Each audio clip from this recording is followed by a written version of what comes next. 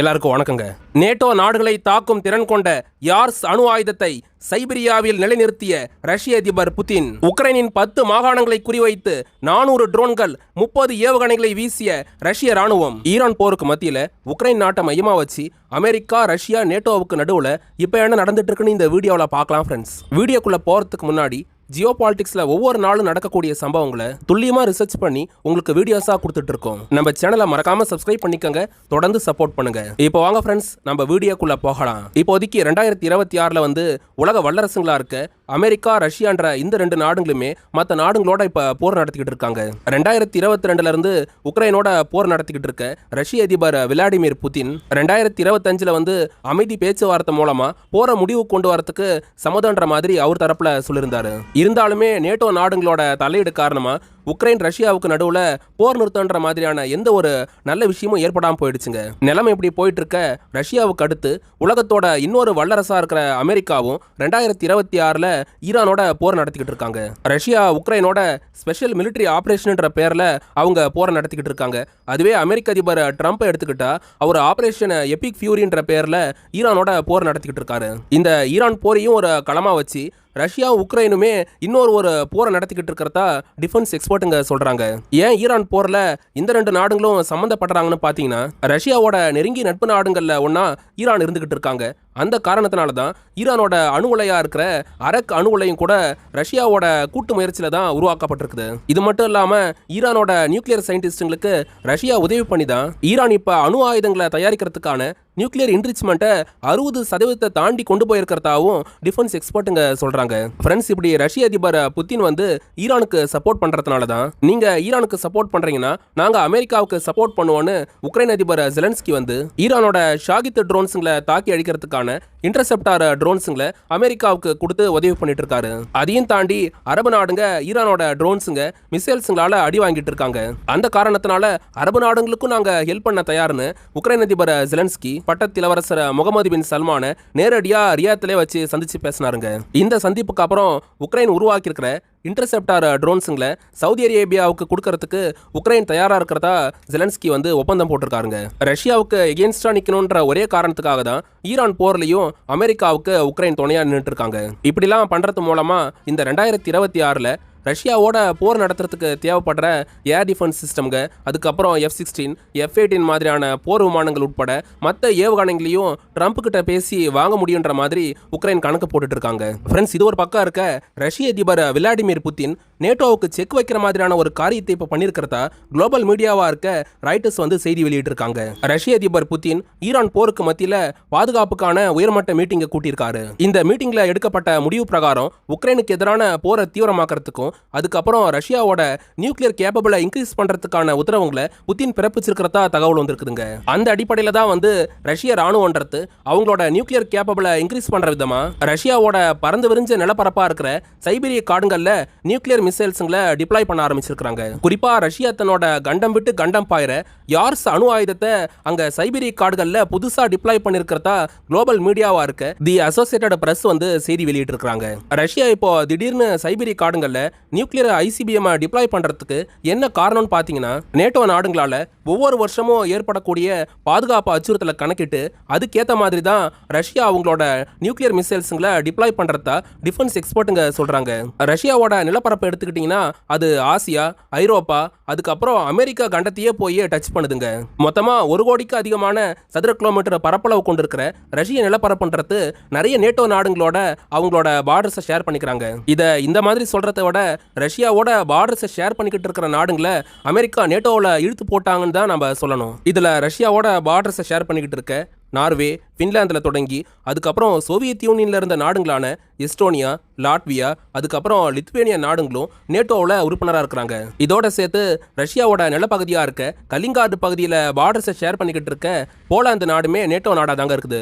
இப்படி எங்கே பார்த்தாலும் நேட்டோ நாடுங்க ரஷ்யாவை சுற்றி அமைஞ்சிருக்கிறது ரஷ்யாவுக்கு எந்த மாதிரியான பிரச்சனைகளை கொடுத்துட்டு இருக்குதுன்னா, நேட்டோவோட ஆர்டிகல் 4 பிரகாரம் ரஷ்யா நேட்டோ நாடுகளில் எதனா ஒரு நாடு மேலே படையெடுத்தாங்கன்னா மற்ற எல்லா 32 நாடுகளும் ஒன்னா சேர்ந்து ரஷ்யாவுக்கு எதிராக போர் நடத்தணும்ன்ற மாதிரி ஆர்டிகல் 4 விதியை அமெரிக்கா உருவாக்கி வச்சிருக்காங்க. 2010க்கு முன்னாடி நேட்டோவோட ராணுவன்றது இந்த நார்வே, பின்லாந்து, அதுக்கப்புறம் போலாந்து நாட்டில இருந்து அடிக்கடி போர் பயிற்சிகளை பண்றதே ரஷ்யாவுக்கு பெரிய நெருடலை கொடுத்துட்டு இருந்தது. இதுக்கு ரஷ்யா எந்த மாதிரியான பதிலடிங்களை கொடுத்துட்டு இருந்தாங்கன்னா, நாங்களும் உலக வல்லரசுன்றதுனால எங்களோட ராணுவ பலமும் அதிகமாக இருக்குதுன்றத காட்டுற விதமா அவங்களும் ஏர் டிஃபென்ஸ் ஆயுதங்கள், அதுக்கப்புறம் பேலிஸ்டிக் மிசைல்ஸுங்களை தொடங்கி மற்ற ஆயுதங்களையும் அங்கே நிலைநிறுத்தி நேட்டோவுக்கு எதிராக அடிக்கடி போர் பயிற்சிகளை பண்ணிட்டு வந்தாங்க. இப்படி இருக்க பார்த்து பால்டிக் நாடுங்களா இருக்க எஸ்டோனியா, லாட்வியா, லித்துவேனியா நாடுங்களை நேட்டோ அவங்களோட கூட்டமைப்பில் இணைச்சிக்கிட்டாங்க. அதுக்கப்புறம் 2021 உக்ரைன் நாட்டையும் நேட்டோவுக்குள்ளார அமெரிக்கா கொண்டு வர பார்த்தாங்க. இதோட பின் விளைவாக தான் ரஷ்ய அதிபர் புதின் 2022 இப்போ வரைக்கும் ஒரு 4 வருஷமா உக்ரைனோட போர் நடத்திக்கிட்டு இருக்காரு. அதுலேயும் நேட்டோ நாடுங்க ரஷ்யன் ஃபெடரேஷனுக்கு நடுவில் இருக்கிற கிளாஷ் காரணமாக நடந்துட்டு இருக்கிற இந்த உக்ரைன் போர் காலகட்டத்தில் ரஷ்ய அதிபர் புதின் நேட்டோ நாடுகளுக்கு எதிராக பலமான எதிர்ப்பை காட்டணுன்றதுக்காக கடந்த 2024 வருஷம் தீவிரமான நியூக்ளியர் எக்ஸைஸை ரஷ்ய ராணுவம் பண்ணிட்டு இருக்காங்க. ரஷ்ய ராணுவன்றது பல வருஷமா உலகத்தோட ராணுவ வல்லரசா தன்னை காட்டிக்கிட்டு இருக்கிற அமெரிக்காவையே மிஞ்சுற அளவுக்கு அதிசக்தி வாய்ந்த அணு ஆயுத ஏவுகணைகளை ரஷ்யா அவங்களோட ராணுவத்தில் இணைச்சிருக்காங்க. அந்த ஏவுகணைங்க எதுன்னு பார்த்தீங்கன்னா, ஒன்று RS-28 சார்மேட் அணு ஏவுகணையாக இருக்குது, இன்னொன்று பூர்வஸ்னிக் நியூக்ளியர் ஃபியூவல் மிசைலாக இருக்குதுங்க. இந்த 2 ஏவுகணைங்க தான் அமெரிக்க அதிபர் ட்ரம்ப்பையே கலக்கத்துக்குள்ளாக்கி இருக்கிறதா டிஃபென்ஸ் எக்ஸ்பர்ட்டுங்க சொல்கிறாங்க. இதில் இந்த RS-28 சார்மேட் ஏவுகணை எடுத்துக்கிட்டிங்கன்னா, உலகத்தில் இப்போ வரைக்கும் உருவாக்கப்பட்ட அணு ஏவுகணைகள்லே அதிக எடை கொண்ட ஏவுகணை இதுதாங்க. இதோட வெயிட் மட்டுமே 208 டன்னாக இருந்துட்டு இருக்குது. இது மட்டும் இல்லாமல் இதால் 16 17 வார்கட்டாக பிரிஞ்சு அணு ஆயுத தாக்குதலை நடத்த முடியும். இந்த ஏவுகணையே நேட்டோ நாடுகளுக்கு கலக்கத்தை கொடுத்துக்கிட்டு இருக்க போகும்போது 2025 ரஷ்யா ஒரு அதிரடியான ஏவுகணையை படைகளில் இணைச்சதா அறிவிச்சாங்க. அதுதான் முழுக்க நியூக்ளியர் ஃபியூவல்லேங்கிற பூர்வஸ்னிக் ஏவுகணையாக இருக்குதுங்க. ஃப்ரெண்ட்ஸ், இந்த பூர்வஸ்னிக் ஆயுதன்றது எந்த அளவுக்கு டெட்லியஸ்ட் மிசைலாக இருக்குதுன்னா, நியூக்ளியர் ஃபியூவலில் இயங்குற காரணத்தினால மற்ற பேலிஸ்டிக் ஆயுதம் மாதிரி ஒரு 10,000-15,000 கிலோமீட்டர் வரைக்கும் மட்டும் போகாமல் இதால் பூமியோட எந்த மூலைக்கும் பயணிக்க முடியும். இது மட்டும் இல்லாமல் பூர்வஸ்னிக் நியூக்ளியர் மிசைலால் துல்லியமான நியூக்ளியர் அட்டாக்கையும் கண்டக்ட் பண்ண முடியுங்க. இந்த காரணத்தினால தான் சுற்றி இருக்கிற நேட்டோ நாடுகளுக்கு பயத்தை காட்டணுன்றதுக்காகவும் அதுக்கப்புறம் ரஷ்யாவோட பாதுகாப்பை அதிகப்படுத்துகிற விதமாக RS-28 சார்மேட், பூர்வஸ்னிக், அதுக்கப்புறம் இப்போ சைபீரியாவில் டிப்ளாய்மெண்ட் செய்யப்பட்டிருக்கிற RS-24 யார்ஸில் தொடங்கி RS-26 ரூபேஸ், ஆர்ஸ்னிக் அணு ஆயுத ஏவுகணைகளையும் ரஷ்யா டிப்ளாய்மெண்ட் பண்ணுறது மட்டும் இல்லாமல் அடிக்கடி நியூக்ளியர் எக்ஸைஸுங்களையும் அதை வச்சு பண்ணுறாங்க. இப்போ 2026 இந்த எல்லா அணு ஏவுகணைகளை வச்சு ரஷ்யா சீக்கிரமாகவே நியூக்ளியர் எக்ஸைஸை பண்ணுவாங்கன்ற மாதிரி கிரெம்ளின் சொல்லியிருக்காங்க. மொத்தமாக 32 நேட்டோ நாடுகளை ஒன்றா சேர்த்தா எந்த அளவுக்கு அணு ஏவுகணைங்க அவங்ககிட்ட இருக்குதோ அதை விடவே ஒரு மடங்கு அதிகமாக தான் ரஷ்யா அணு ஆயுத ஏவுகணைகளை உருவாக்கி வச்சிருக்காங்க. ரஷ்யாவோட முப்படைகள்லையும் ஆக்டிவா இருக்கிற நியூக்ளியர் மிசைல்ஸோட எண்ணிக்கை எடுத்துக்கிட்டா அது 1500 2500 வரைக்கும் இருக்குன்ற மாதிரி டிஃபென்ஸ் எக்ஸ்பர்ட்டுங்க சொல்றாங்க. ஃப்ரெண்ட்ஸ், இந்த மாதிரி புதுசா நியூக்ளியர் மிசைல்ஸுங்களை டிப்ளாய் பண்ணி நேட்டோ நாடுங்களை ரஷ்யா பதற வச்சுக்கிட்டு இருக்க அதே வேளையில ஈரான் போர் தொடங்கி ஒரு 20 நாளுக்கு அப்புறம் இப்பதான் உக்ரைனுக்கு எதிரான தாக்குதலை ரஷ்யா தீவிரப்படுத்தியிருக்கிறதா தகவல் வந்திருக்குதுங்க. உக்ரைனோட கேபிட்டலா இருக்கிற கியூ நகரம், அதுக்கப்புறம் ஒடேசா போர்ட்டையும் குறி வச்சு ரஷ்யா 280க்கு அதிகமான அட்டாக் ட்ரோன்ஸுங்களையும் அதோட சேர்த்து 30க்கு அதிகமான ஏவுகணைகளை ஏவி இருக்கிறதா குளோபல் மீடியாவாக இருக்க இந்துஸ்தான் டைம்ஸ் செய்தி வெளியிட்டிருக்காங்க. ஃப்ரெண்ட்ஸ், இப்போ ரஷ்யா உக்ரைனுக்குள்ளார நடத்திக்கிட்டு இருக்க தாக்குதல்ன்றது பெரும்பாலும் மின் நிலையங்களை குறி வச்சு தான் நடத்தப்பட்டு இருக்குதுங்க.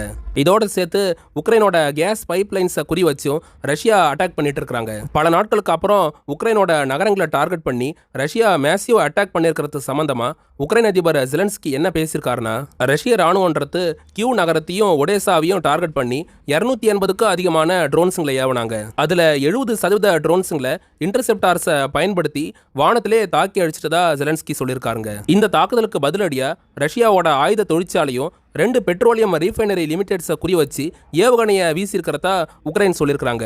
ரஷ்யாவுக்கு எதிரான இந்த தாக்குதலில் உக்ரைன் ஃப்ளமிங்கோ ஏவுகணையை பயன்படுத்தி இருக்கிறதுக்கும் அதிகமான வாய்ப்புங்க இருக்கிறதா டிஃபென்ஸ் எக்ஸ்பர்ட்டுங்க சொல்றாங்க.